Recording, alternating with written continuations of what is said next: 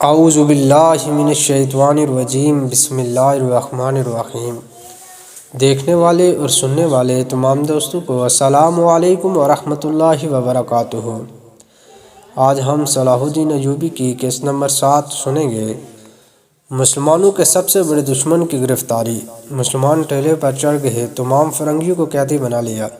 ان میں بیت المقدس کا بادشاہ جان نور جہان اور کر قلعے کا مالک بھی شامل تھا۔ تمام فرنگیوں میں اس سے بڑھ کر مسلمانوں کا کوئی دشمن نہ تھا۔ مسلمانوں نے ان میں سب سے عظیم بحری فوج کے کمانڈر کو بھی گرفتار کر لیا۔ مسلمانوں نے ان کے بہت سے سرکردہ لیڈروں کو بھی قابو کر لیا تھا۔ ان کے علاوہ بحری فوج اور صحرائی و بیابانی فوج کے دستوں کو بھی گرفتار کر لیا گیا تھا۔ خلاصہ یہ کہ ان میں واصل جہنم بھی بکثرت ہوئے اور بکثرت ہی گرفتار ہوئے۔ جو کوئی ان کے مقتولوں کو دیکھتا تو یہ خیال کرتا کہ کوئی ایک بھی گرفتار نہ ہوا ہوگا، یعنی سب کے سب واصل جہنم ہو گئے ہوں گے۔ جو کوئی ان کے قیدیوں پر نگاہ ڈالتا تو یہ خیال کرتا کہ کوئی بھی قتل نہیں ہوا ہوگا، یعنی سب کے سب قیدی بنا لیے گئے ہوں گے۔ لیکن وہ اس کثرت سے مقتول اور قیدی ہوئے تھے۔ ان ظالموں کی جب سے 491 اور 1097 سے یہ ان اسلامی ممالک میں گھسے ہیں، اتنا بڑا نقصان برداشت نہیں کرنا پڑا تھا۔ اس معرکے میں عیسائی مورخ اس جنگ میں عیسائیوں کے نقصان کی طرف اشارہ کرتے ہوئے تفصیل سے لکھتا ہے: فتح مسلمانوں کی طرف مائل ہو چکی تھی، لیکن رات نے دونوں فوجوں کو اپنے تاریخ پردے میں چھپایا اور فوجیں اسی طرح ہتھیار پہنے ہوئے جہاں تھی صبح کے انتظار میں پڑی رہی۔ ایسی رات میں آرام کس کو نصیب ہو سکتا تھا؟ سلطان تمام رات فوجوں کو جنگ کے لیے تیار کرتا رہا۔ نہایت پرجوش الفاظ میں ان کی ہمت اور حوصلوں کو بڑھانے کی کوشش کی۔ عیسائیوں نے رات سے یہ فائدہ اٹھایا کہ اپنی صفوں کو قریب قریب یکجا کر دیا، لیکن ان کی طاقت صرف ہو چکی تھی۔ دوران جنگ بعض اوقات وہ ایک دوسرے کو موت کی پرواہ نہ کرنے کی تعلیم دیتے تھے اور بعض اوقات آسمان کی طرف ہاتھ اٹھا کر اللہ تعالیٰ سے اپنی سلامتی کی دعائیں مانگتے تھے۔ کسی وقت وہ ان مسلمانوں کو جو ان کے نزدیک تھے دھمکیاں دیتے تھے اور اپنے خوف کو چھپانے کے لیے ساری رات فوج میں ڈول بجاتے رہے۔ آخرکار صبح کی روشنی نمودار ہو گئی، جو تمام عیسائی فوج کی بربادی کا ایک نشان تھی۔ عیسائیوں نے جب صلاح الدین ایوبی کی تمام فوج کو دیکھا اور اپنے آپ کو سب طرف سے گھرا ہوا پایا تو خوفزدہ اور متعجب ہو گئے۔ دونوں فوجیں کچھ دیر تک ایک دوسرے کے سامنے اپنی اپنی صفوں میں آراستہ کھڑی رہی۔ صلاح الدین حملے کا حکم دینے کے لیے افق پر روشنی کی اچھی طرح نمودار ہو جانے کا انتظار کر رہا تھا۔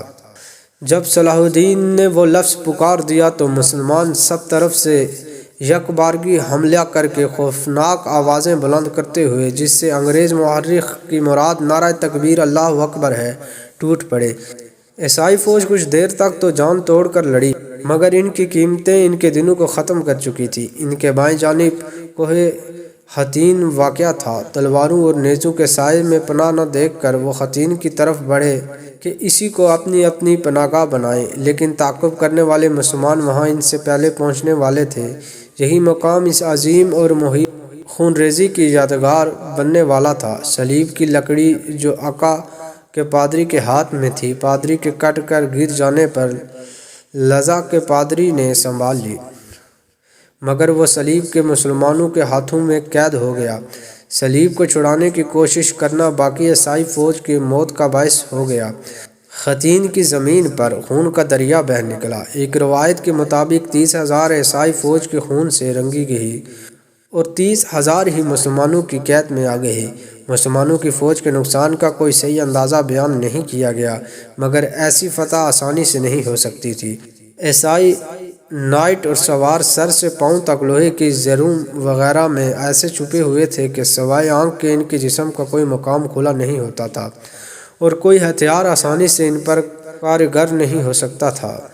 ایک مسلمان مورخ اس امر کو بطور عجیب واقعہ بیان کرتے ہوئے جہادی عظمت کے حقائق کا انکشاف کرتے ہوئے لکھتا ہے کہ عیسائی سوار سر تا پاؤں لوہے سے ڈھکے ہوئے تھے اور ان کے جسم پر نیزہ اور تلوار سے زخم لگانا مشکل ہوتا تھا، اس لیے پہلے گھوڑے کو قتل کر کے سوار کو زمین پر گرانا پڑتا تھا اور پھر اس کو مارا جاتا تھا۔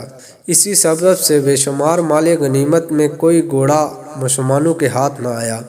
عیسائی مقتولوں کے سخت ہیبت ناک نظارے مورخوں نے بیان کیے ہیں۔